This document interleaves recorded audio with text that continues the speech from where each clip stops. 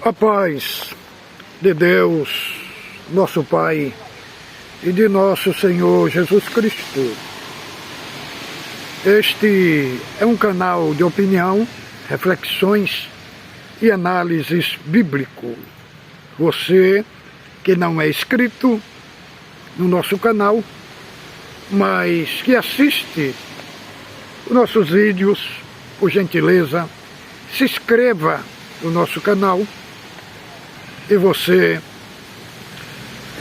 o YouTube lhe enviará uma notificação de todo o vídeo que nós gravamos e que sobe na plataforma digital. Nosso compromisso aqui é um compromisso autêntico, genuíno. Nossos argumentos estão alinhados a Cristo, ao Evangelho, está alinhado à Palavra de Deus. Nosso compromisso aqui, irmão, não é pessoas, não é detratar ninguém. Nosso argumento aqui é um argumento teológico, no campo da nossa fé genuína, naquilo que cremos e naquilo que defendemos. Então, a nossa posição aqui é uma posição cristã.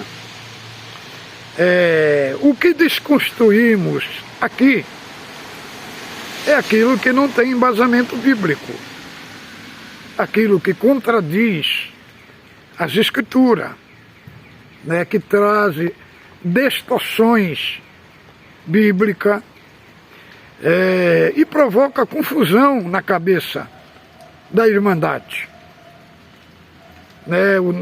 Não temos intento nenhum de destruir a vida de ninguém, irmãos. Não, nosso intento aqui é a fé apostólica, a doutrina cristã.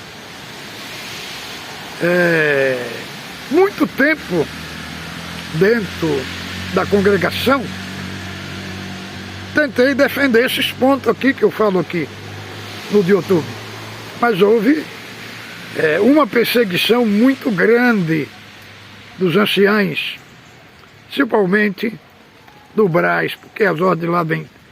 Só que eles achou que ia me desincentivar, que ia me tirar fora. Só que fez ao contrário. A perseguição deles altamente me preparou, irmão, me empurrou para o Evangelho de Cristo. O mal que eles pensou que ia me fazer, fez o bem. Entendeu? Através da perseguição dele, o Senhor me agigantou na fé para defender a fé apostólica. Estamos lendo aqui os ensinamentos, estamos fazendo aqui uma abordagem que o ministério que está lendo o ensinamento, nos púlpitos, não tem coragem de fazer. E não tem coragem de trazer para a Irmandade a realidade do que está escrito aqui. Então, hoje, nós vamos ler tópico do ensinamento, aconselhamento para o ministério, na Assembleia de 29 de setembro de 2024. Aqui agora, nós vamos ler, nós vamos ler o 13. Nós vamos nos situar no 13, deixa eu ver aqui.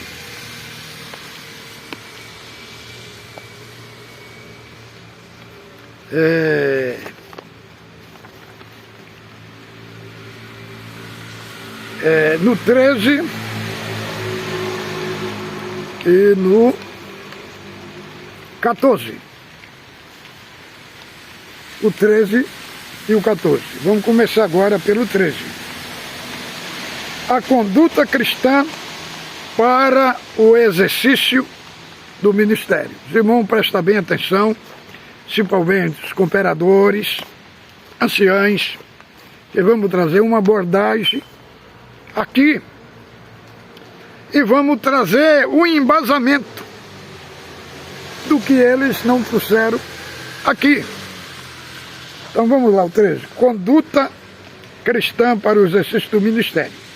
Os que ministram a palavra de Deus ou a piedade deve ter uma conduta exemplar de um verdadeiro servo de Deus em todo o seu viver, tanto em seu lar como fora dele.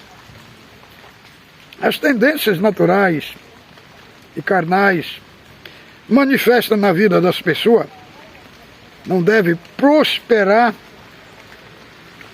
no viver de um servo de Deus, antes devem sempre ser dominados pelo poder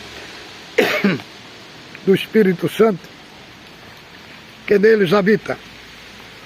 O descuido durante a vida, quer no trabalho, negócio, viagem também, nos atendimentos da obra de Deus, é uma porta que se abre, dando a oportunidade ao deslize, poderá levar a fraquezas e comprometimentos de testemunho. São inúmeros os casos que culminam com a perda do ministério, o que acontece quando se mancha o testemunho em razão da imprudência. A grande liberdade entre irmão e irmã provoca manifestação de gracejos,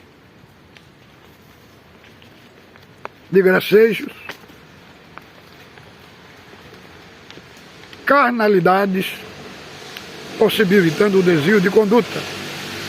E isso já ocorreu em muitos irmãos, tirando-lhe a condição de exercer o ministério livremente. Ser comunicativo, alegre, são condições inerentes à natureza, contudo, a prudência não deve faltar, pois na sua ausência, a pessoa torna-se vulnerável, expondo-se ao risco de comprometimento do seu testemunho. Deve ter muita prudência ao frequentar ambientes nos quais sejam servidas bebidas alcoólicas. O vinho é esclarecedor e a bebida forte alvoroçadora. Todo aquele que nele errar nunca será sábio. Diante disso, exortamos aos caros servos de Deus que vigiem com prudência e temor e procure servir a Deus de forma segura, sem desviar a sua conduta, que deve ser cristã. Aqui é o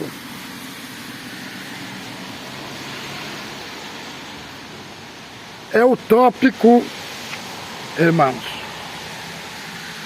é o tópico 13, conduta cristã para o exercício do ministério. Como eles não colocaram aqui o embasamento, deram apenas um conselho, conselhos que eles acharam viável para dar para o ministério.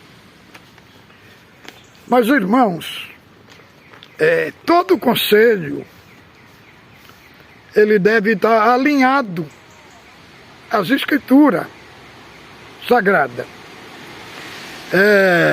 Mateus,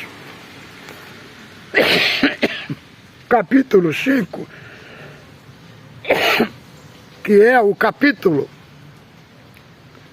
ali fala do Sermão da Montanha, das Bem-aventuranças, capítulo 5, verso 12 e 13, diz assim: nós somos o sal da terra. e a luz do mundo.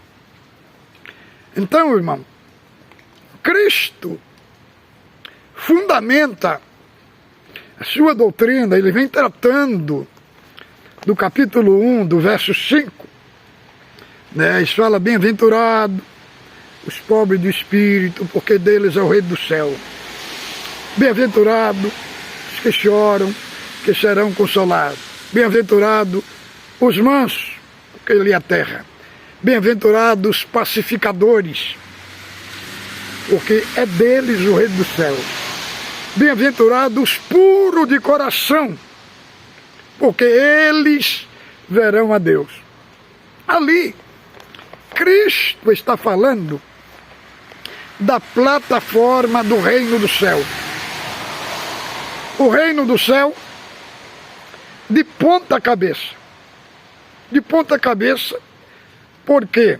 Porque na natureza humana ali, o aspecto que o Senhor fala ali, no sentido dos homens da terra, ali está investido.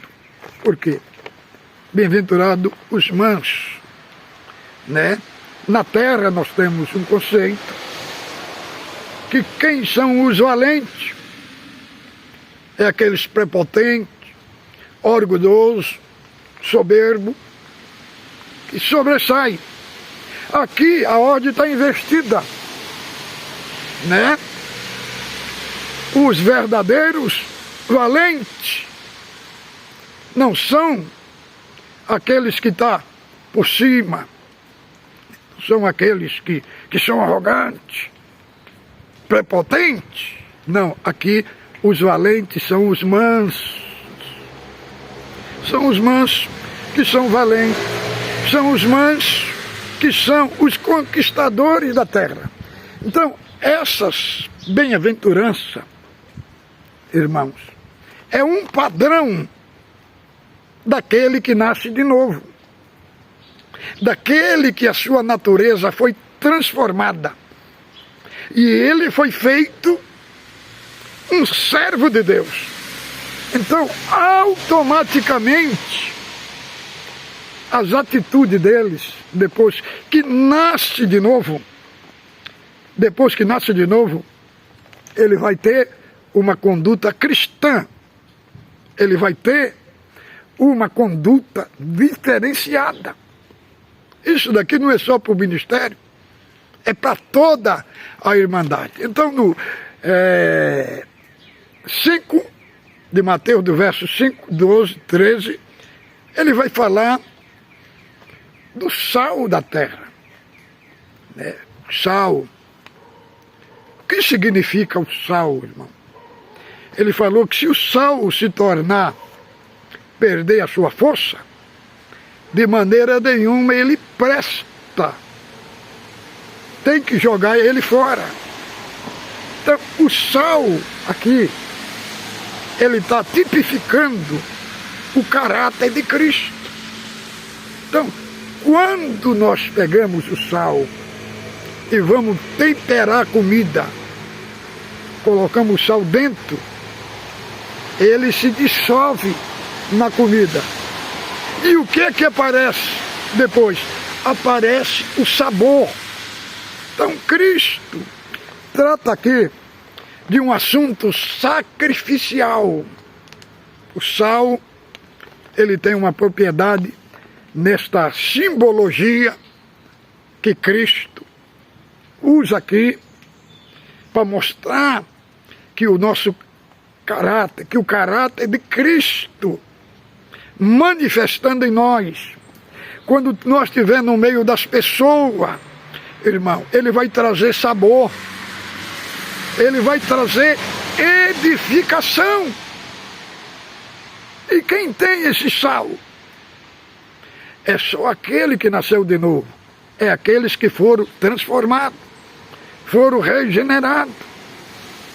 Em Gálatas, capítulo 5, o apóstolo Paulo fala: andai em espírito e não cumprireis a concupiscência da carne.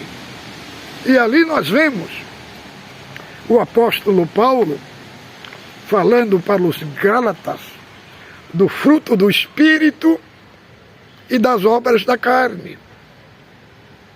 Ali ele mostra, não é os frutos, é o fruto.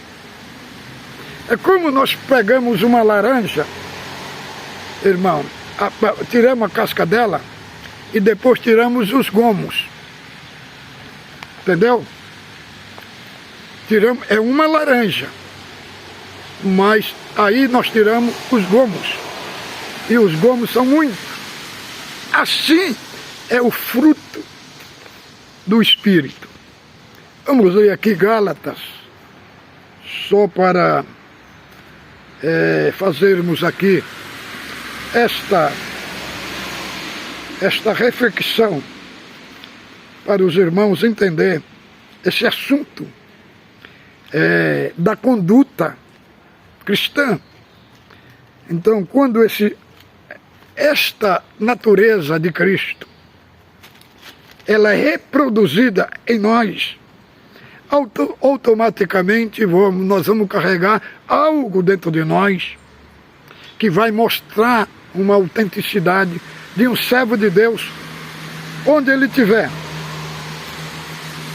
Vamos ver aqui Gálatas, capítulo 5, né? Capítulo 5 de Gálatas, verso 16, né?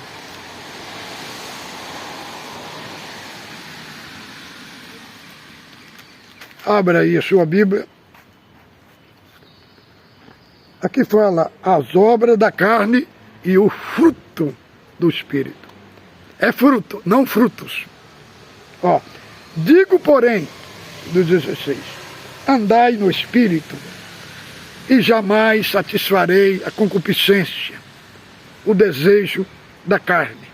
Então, irmão, todo crente que é regenerado, que é transformado, ele carrega essas qualidades aqui.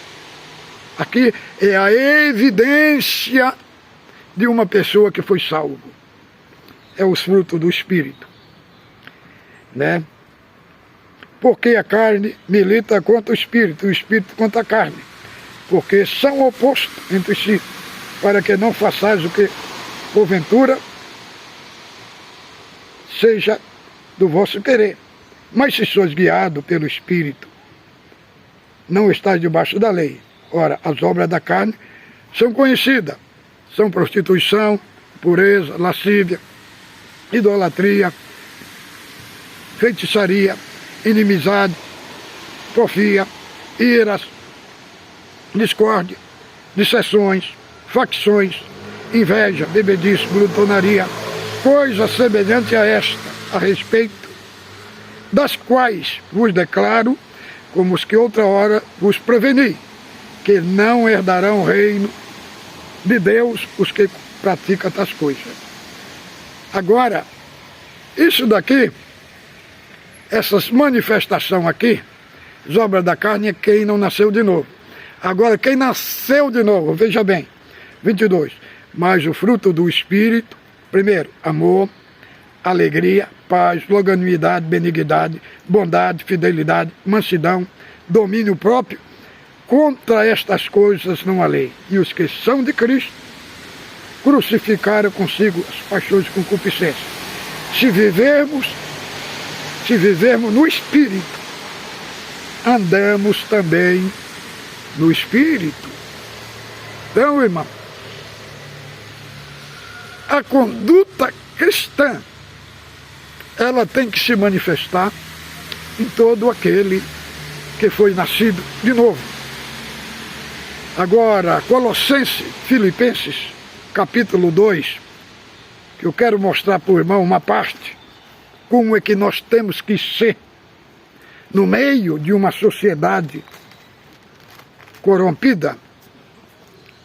Como é que o apóstolo Paulo fala aqui? O cristão, seguidor de Cristo, como é que ele deve ser?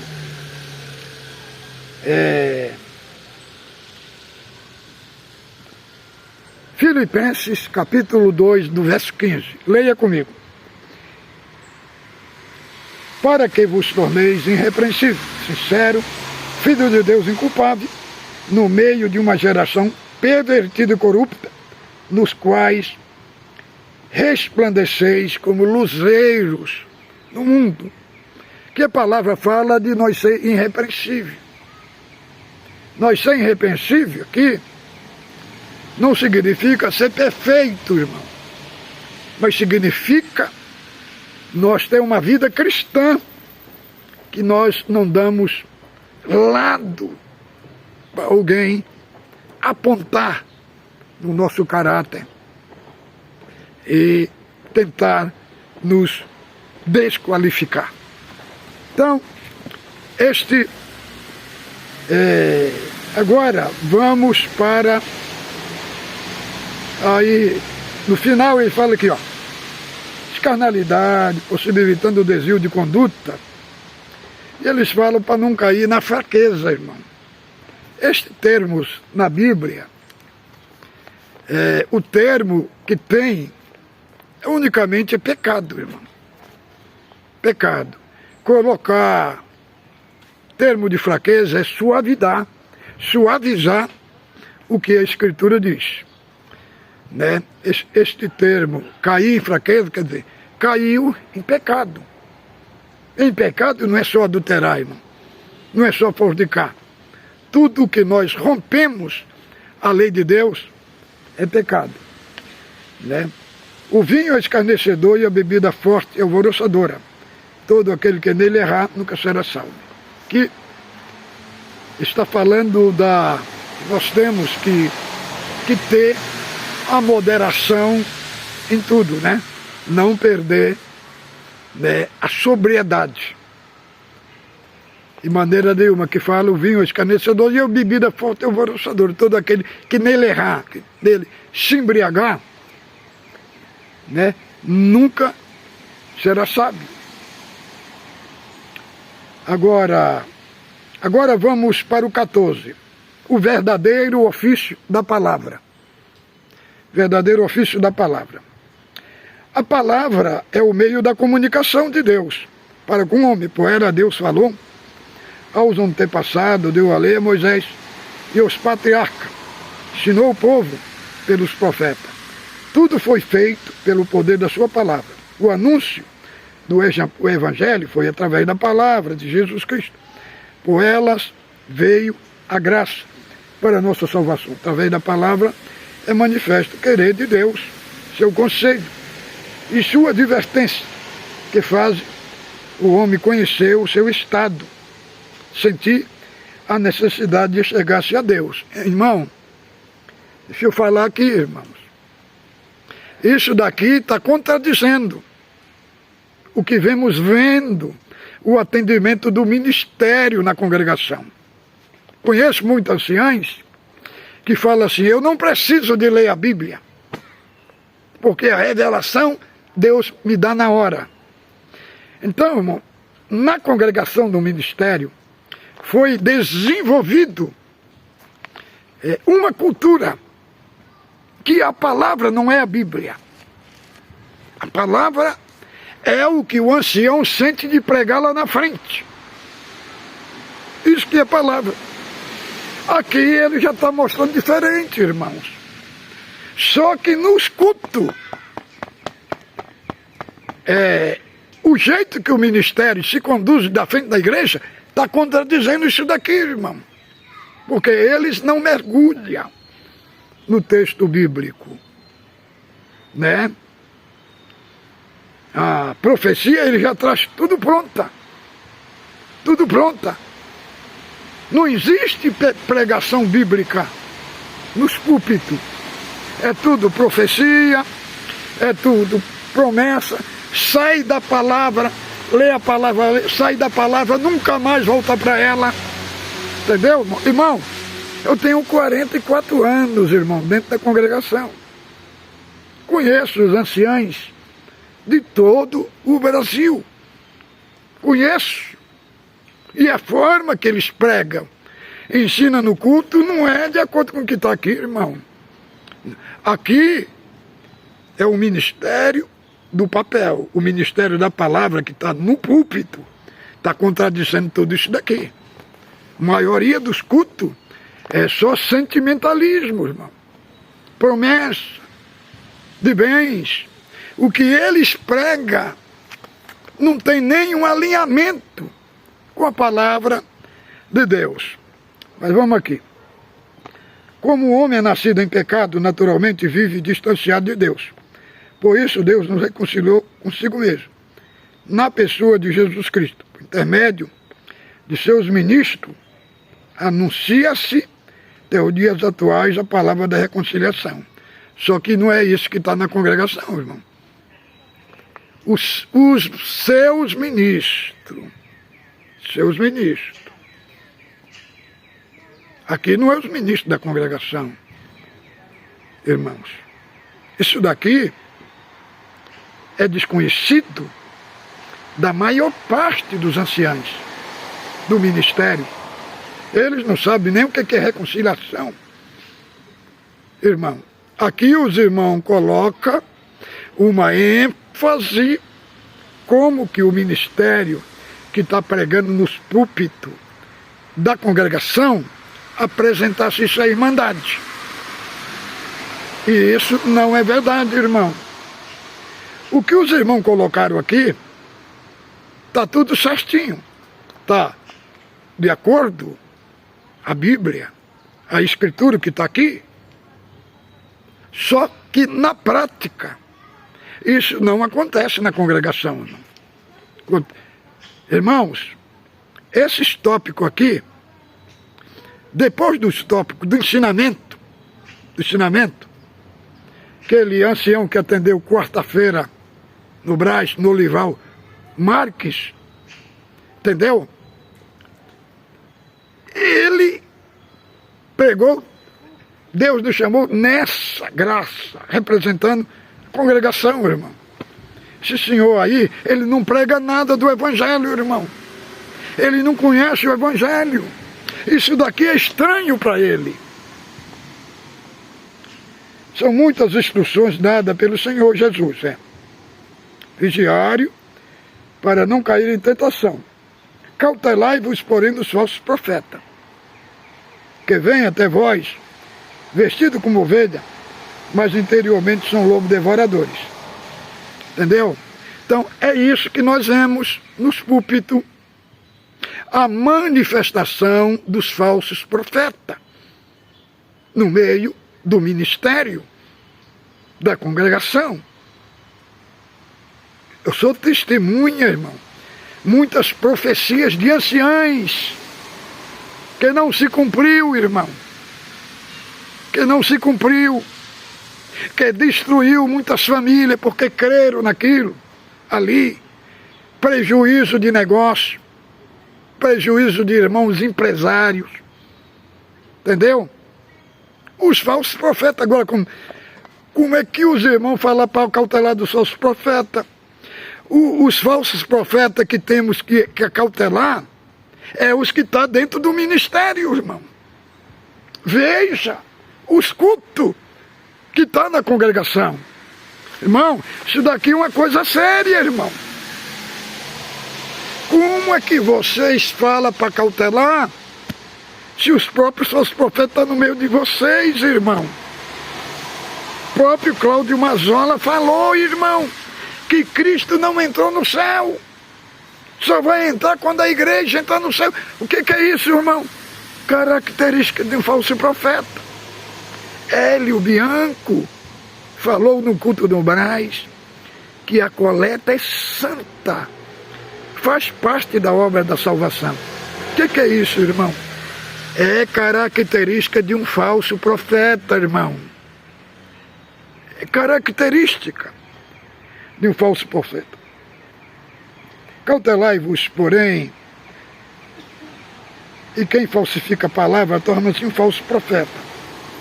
Disse Paulo aos Gálatas, conforme descrito no capítulo 5, verso 1 ao 13. Estai, pois, firme na liberdade com que Cristo nos libertou, e não tornei a meter-vos debaixo do jugo da servidão, porque vós, irmão, foste chamados a liberdade. Não useis da liberdade para dar ocasião à carne, mas servi uns aos outros pela caridade. É recomendado aos pregadores a necessidade de vigiar, para que no momento da pregação não haja desvio na exposição, na mesma, deixando o conteúdo do texto lido e apresentando sentimentos pessoais, contrário aos princípios doutrinários. E isso caracteriza-se como palavra falsificada, que não edifica. Os que a ouvem antes provoca reações contrárias, fazendo as pessoas descrerem na pregação da palavra de Deus. E isso é o que acontece, irmão. Muito está acontecendo dos púlpitos das congregações. Se os irmãos do Brás vierem aqui em Corunha,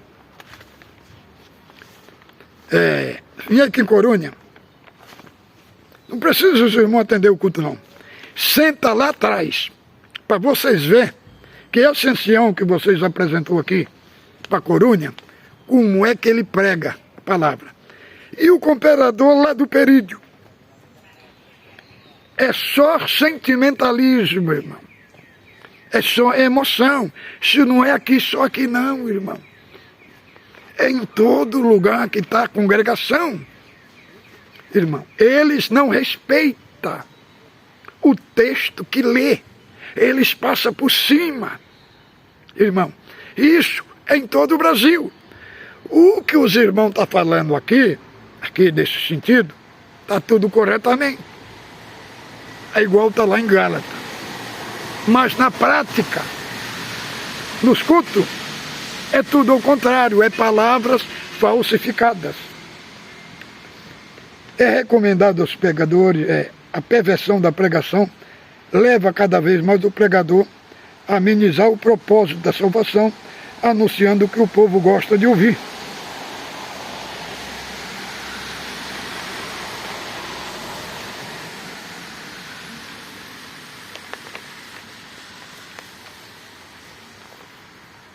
Anunciando que o povo gosta de ouvir,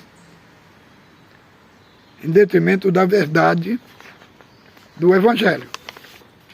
Nota-se que o púlpito, em alguns lugares, não é algo não, irmão. É muitos lugares. É muitos lugares. É utilizado para fins terapêuticos, carnais, e não para apresentar a realidade da salvação, em confronto com o castigo que receberão os que não forem fiéis à palavra de Deus. Há uma certa permissividade em relação ao pecado, oferecendo-se perdão incondicional, sem a devida confissão e arrependimento.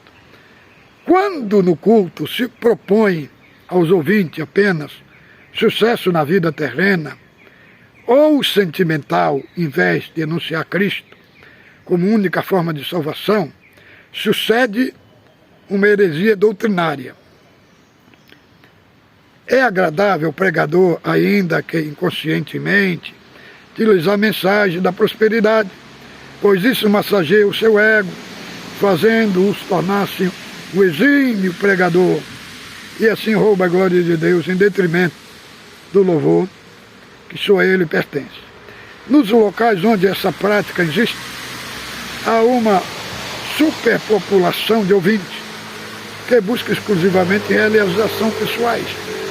A deficiência espiritual do pregador forma um povo espiritualmente frágil, suscetivelmente ao erro, pelo desconhecimento da verdadeira palavra para a santificação. A mensagem da Escritura Sagrada não massageia o ego do pregador, nem do povo, mas sim através do conhecimento, agrega, porque para ele vencer o pecado, a pregação deve mexer com a nossa estrutura e suscitar um desejo de ser igual ao nosso mestre.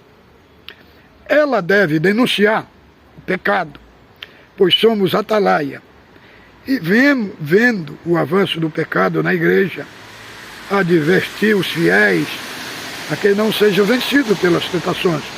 De outra maneira, seremos omissos e a omissão do pecado. Os que se dão a essa forma de ministrar a palavra, tornam-se pregadores famosos, buscam o reconhecimento humano, alimentando-se de expressões que os aprovam, pelo fascínio que provocam, cujas pregações produzem expressões de louvor dos que o ouvem, não ministrando, contudo, poder para focar nos pontos nevrálgicos da alma, obtendo-se uma mudança no comportamento e o necessário reconhecimento da salvação. Entendeu? Tudo que vocês colocaram aqui, nesse texto, se colocasse em prática dos púlpitos, se os pregadores colocarem em prática, eu creio que ia ter um efeito muito grande. E todos os povos das outras igrejas que vos criticam ia olhar vocês com um olho diferente. Só que na prática isso não acontece. Na prática, o que está no papel, ele lê isso daqui e continua nas profetadas dos púlpitos, prometendo bem material, prometendo virada de cativeiro, incentivando a irmandade, a gritaria na igreja. Irmão, você congrega culto que você não ouve a palavra. Pergunta para o povo que está gritando lá. Qual foi a palavra que o irmão pregou no púlpito? Ninguém sabe, irmão. Ninguém sabe. Entendeu, irmão? Como é que diz a palavra lá em Tiago? Ser pronto para ouvir, tardio para falar. Quando um está pregando, o povo tem que ter silêncio para ouvir. Tem a hora da glorificação. Tem a hora da glorificação. Igual muitos irmãos antigos, de idade, vai nos cultos e falou, irmão, as irmãs gritam tanto, os irmãos gritam tanto, eu não entendi nada do que foi pregado. Entendeu, irmão? Irmão, quem ensina a irmandade a gritar é o próprio ministério, irmão. Isso é a cultura que está no ministério. Vocês não colocaram isso aqui. Fala para os pregadores. Só que 80% dos pregadores, 90% dos pregadores não tem compromisso com a escritura. Tem compromisso com bizarrice. Eles fazem do culto um parquinho, entendeu? Põe o povo para gritar, né? Joga poder em cima do povo, entendeu? Eles não contentam, eles não dão conta de ler uma palavra e entrar nela e trazer para a igreja o significado da palavra.